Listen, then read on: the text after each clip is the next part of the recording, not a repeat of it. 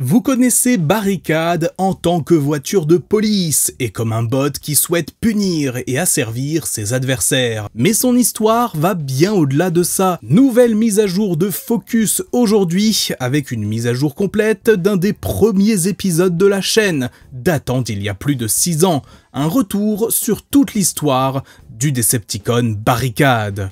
Et avant que ce Focus ne commence, je vais vous parler du sponsor du jour, Transforverse. Comme vous le savez peut-être, Transforverse, c'est la boutique faite par des collectionneurs pour des collectionneurs, qui vous propose des figurines Transformers en provenance de toutes les gammes de la licence, accessibles facilement, spécialement faites pour nous les Européens.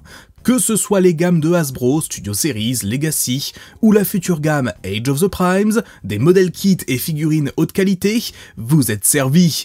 Et tout ça, c'est sans oublier les nombreux kits d'amélioration de la marque DNA, vous permettant d'améliorer vos figurines, ou d'acheter des packs comprenant la figurine de base avec son kit dédié, les fameux Deals NA. Chez Transforverse, vous retrouverez également des arrivages réguliers de figurines sorties ces dernières années, pour compléter vos collections avec les Transformers que vous avez peut-être ratés. Alors pour découvrir tout ça, rendez-vous dans la description et commencez dès maintenant à enrichir votre collection. Sur ce, retour au focus.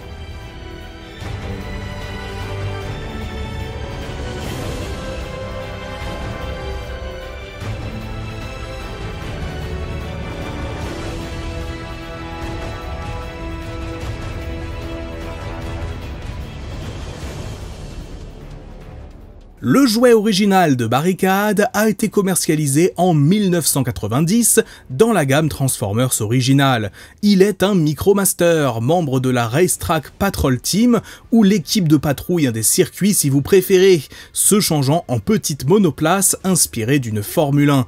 Aucune personnalité particulière ne lui est donnée, il était cependant un membre de cette équipe de Micromaster Decepticon. Cependant, une dizaine d'années plus tard, au début des années 2000, dans les comics Dreamwave, une origin story lui fut enfin donnée, ainsi qu'un autre nom, Runner. Runner a été conçu dans le cadre d'un projet interfaction visant à autoriser les nouveaux Micromasters à rester neutres et à choisir librement leur camp. Séduit par les avantages offerts par les Decepticons, il adopte le nom de Barricade.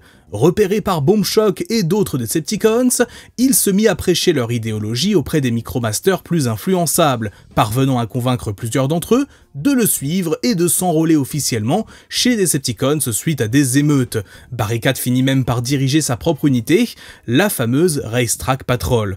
Toutefois, il devient progressivement déçu par la hiérarchie de son camp. Les robots de taille standard accaparaient les réserves d'Energon, pourtant récupérées grâce aux efforts de son équipe. Malgré ses réclamations, Shockwave se contenta de lui conseiller de déposer une plainte. Exaspéré, Barricade quitta les Decepticons, emmenant sa patrouille avec lui. Le second personnage à porter le nom Barricade dans la licence Transformer est le chef de la Destruction Team de la série Energon, se transformant en camion militaire équipé de batteries de lance-missiles et pouvant se combiner avec ses coéquipiers pour former Bruticus Maximus. Dans l'animé, il était autrefois le gardien du Super Energon, avant d'être réveillé par Megatron aux côtés de Constructicon Maximus, les deux combiners se rangeant alors du côté des Decepticons. Dans cette série, les combiners de façon générale sont une seule et même entité, formée de plusieurs drones, donc Barricade en lui-même n'est jamais vraiment présenté comme un personnage. En 2007, c'est dans le premier film de Michael Bay que Barricade est totalement réinventé, sous la forme d'un Decepticon se changeant en voiture de police. Son histoire a été enrichie par plusieurs médias dérivés, principalement les comics préquels publiés par IDW, nous en apprenant plus sur son histoire. Barricade est à l'origine un soldat sous les ordres de Megatron, faisant partie du corps de sécurité de la planète. Participant à des opérations brutales pour éliminer les dissidents, il incarnait en quelque sorte la violence systémique du régime en place. Après que Megatron ait déclaré la guerre à la division scientifique d'Optimus, Barricade traque les alliés de ce dernier, et il intègre officiellement les Decepticons, suivant son chef Megatron dans sa quête de domination totale. Après des millénaires de recherche, le vaisseau de guerre des Decepticons, le Nemesis, détecte le Allspark près de la Terre. Barricade débarque alors avec le groupe de Starscream en Afghanistan en 2003, massacrant des soldats humains sur place et en profitant aussi pour trouver son mode véhicule. Pendant plusieurs années, lui et Frenzy traquent le Allspark ainsi que Bumblebee, également présent sur Terre pour cela. En 2007, surviennent donc les événements du premier long métrage, où il parvient à retrouver la trace de Sam Witwicky, qui pourrait bien le mener jusqu'à l'artefact. Heureusement pour ce dernier, Bumblebee est là pour le protéger, affrontant Barricade et parvenant à le vaincre lors d'un duel singulier. Alors qu'il est de retour à la poursuite des Autobots, on ne le voit pourtant pas dans la bataille de Mission City.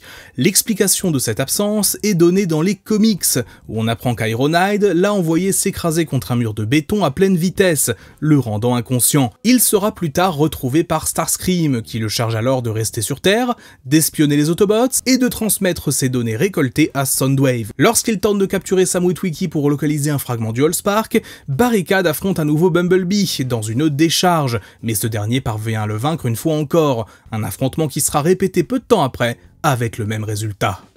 On revoit Barricade dans le troisième opus de la saga de Michael Bay, Transformers Dark of the Moon, faisant partie des Decepticons qui envahissent Chicago et parviennent à capturer les Autobots. C'est notamment lui qui exécute Q. Vaincu par les militaires de Lennox et Epps, on peut le voir perdre une jambe, laissant supposer sa mort. Cependant, il n'en était rien. Barricade est de retour dans Transformers The Last Knight, avec une toute nouvelle apparence, servant toujours Megatron et l'aidant à localiser le sceptre de Quintessa. Il lui donne l'idée de contacter la TRF pour passer un marché, et poursuivra plus tard Bumblebee dans les rues de Londres, se faisant éjecter de la route par ce dernier. Fidèle à ses habitudes, il disparaît en plein milieu de l'affrontement final autour de Stonehenge, son sort étant alors incertain. J'ai réalisé une analyse entière dédiée aux barricades des films, je vous invite donc à aller la voir pour en apprendre encore plus. Alors que son rôle au sein des films n'a pas été central, sur le plan commercial, Barricade peut presque être considéré comme un équivalent de Bumblebee chez les Decepticons. Des dizaines de jouets en tout genre de lui ont été commercialisés, de 2007 à aujourd'hui. Il est l'un des personnages du Bayverse à avoir été le plus représenté en jouets, probablement donc l'un des plus populaires sur le plan commercial.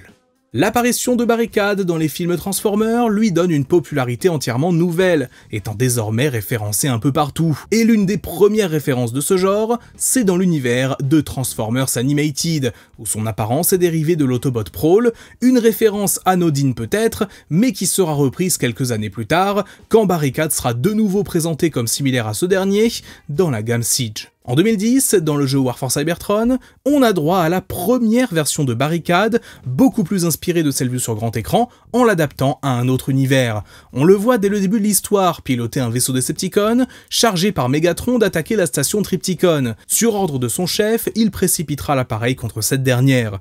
Après avoir remis ouvertement en cause la stratégie de Megatron, ils parvinrent néanmoins à atteindre leur objectif, les réserves d'énergon noir. Après en avoir maîtrisé le pouvoir, le leader des Decepticon infusa Barricade et Brawl avec cette énergie, les rendant plus puissants.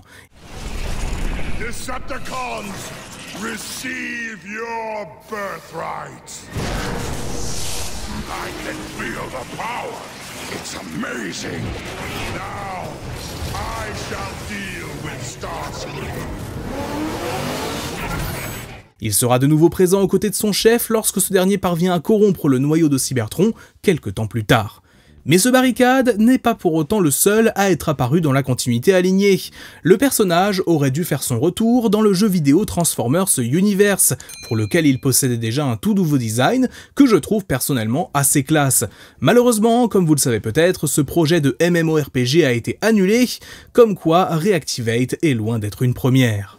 Du côté des comics IDW, Barricade est un Decepticon loyal que l'on rencontre sur une planète Cybertron pacifiée et dirigé par Starscream après la guerre. Contrairement à d'autres, il est resté fidèle à l'idéal d'égalité des Decepticons. Chargé d'enquêter sur une série de meurtres, il insiste pour traiter les victimes, même Decepticons, comme des Cybertroniens à part entière. Il collaborera notamment avec Chromia, Sandstorm et les Dinobots pour interpeller les Firecons, principaux suspects au départ. Leur innocence étant prouvée, il poursuit l'enquête jusqu'à ce que Starscream exige qu'ils prennent d'assaut des quartiers Decepticons pour extorquer des aveux. Barricade refuse de trahir les siens, gagnant alors le respect d'Optimus Prime. Après l'alliance entre Cybertron et Caminus, Barricade rencontre Swift, une Camienne, et les deux tombent amoureux l'un de l'autre. Ensemble, ils projettent de transporter des Sparks de Caminus vers Allion, mais méfiant envers les dirigeants, ils recrutent Slug et les Dinobots, leur offrant un paiement en échange de leur aide. Lors d'une attaque sur le convoi, Bludgeon s'en prend à Barricade, le tranchant en deux, et incendie le camion, détruisant les Sparks par la même occasion. Mourant, Barricade présente ses excuses à Swift. Son sacrifice, bien qu'involontaire, a attiré les forces nécessaires pour contrer Bludgeon, accomplissant sa mission. Slug déclare que Barricade serait fier de ce résultat. Plus tard, il suggère à Swift de prétendre que ce dernier était mort en protégeant Cybertron, réécrivant un peu son histoire pour en faire un héros, malgré ses contradictions. Barricade avait toujours présenté la cause Decepticon comme juste, cachant bien souvent ses plus mauvais côtés, ne mettant en avant que ses idéaux de départ. On peut noter d'ailleurs que dans la continuité IDW originale, deux Barricades différents existent, celui-ci et un autre basé sur sa version originale en tant que Micromaster. Avec son inclusion dans les comics IDW et son retour prévu à l'époque dans The Last Knight, un nouveau design entre guillemets standard de Barricade fut créé et intégré à plusieurs médias inspirés de l'AG1, notamment le jeu mobile Transformers Earth Wars. Il allait servir de base aux différentes réinventions du personnage à la fin des années 2010 et début des années 2020. En 2019, le tout premier jouet de Barricade modernisé voit le jour dans la gamme War for Cybertron Siege, basé donc un petit peu sur la version des films, dont le design a été légèrement retravaillé. Il s'agit ici d'un repaint et remold de Prowl, dans des teintes noires et violettes, qui sera également adapté dans une forme terrestre au sein de la gamme Earthrise un an plus tard. C'est dans sa forme cybertronienne qu'il apparaîtra dans la trilogie War for Cybertron sur Netflix, où il est un soldat récurrent dans les rangs de Megatron. Et c'est aussi sous cette forme qu'il apparaît dans les comics IDW de 2019, la deuxième continuité initiée par la firme. Barricade est ici un membre des forces de sécurité de Cybertron, chargé de maintenir l'ordre. Lorsque Brainstorm est assassiné, il est assigné avec Sideswipe pour traquer les membres du mouvement The Rise, une faction radicale liée aux Ascenticons, les futurs Decepticons. Son impatience et son mépris pour les procédures se manifestent rapidement. Il est exaspéré d'être détourné vers des tâches de sécurité routinières, comme surveiller une cérémonie de forge à Yacon, où il croise Bumblebee et son protégé Rubble. Bien qu'officiellement enquêteur, Barricade entretient des liens secrets avec les Ascenticons, rendant la chose officielle quelques temps plus tard, lorsqu'il déserte son poste et rejoint la garde de ces derniers. Après l'avènement des Decepticons, Bumblebee, rongé par la vengeance, accepte de collaborer avec Swindle pour obtenir une chance de tuer Barricade, afin de le faire payer pour le rôle qu'il a joué dans la mort de Rubble. Il arrive à l'intercepter, et bien qu'il soit tenté de l'achever, Bumblebee se retient, laissant Charger lui faire fondre la main avec une arme thermique. Mutilé mais déterminé, Barricade participe activement à des missions clés des Decepticons comme l'assaut final contre Crystal City et l'affrontement face à Computron lors de la bataille de Darkmount, prouvant sa fidélité sans faille malgré ses blessures. Aujourd'hui, Barricade est devenu une figure récurrente et établie de l'univers Transformer, son design et sa personnalité du Bayverse ayant grandement influencé toutes ses autres versions. Pour preuve, lorsqu'en 2020 Hasbro commercialise une nouvelle version du Barricade Micromaster, basée sur la G1, il est renommé Runner, en référence à son nom d'origine dans les comics Dreamwave, et aussi probablement une façon de différencier les deux personnages. S'il n'a pas toujours été le Decepticon le plus courageux, Barricade croit bien souvent en sa cause, et est l'un des plus anciens soldats des rangs de Megatron. S'il est indéniable que c'est grâce au film de Michael Bay que le personnage a acquis une place aussi importante dans la licence Transformer, ses multiples réinventions depuis montrent qu'il a su s'établir comme un personnage récurrent, unique, et qui vivra, à n'en pas douter, de nombreuses autres histoires à l'avenir, en espérant que cette fois, il ne fuit pas les batailles finales.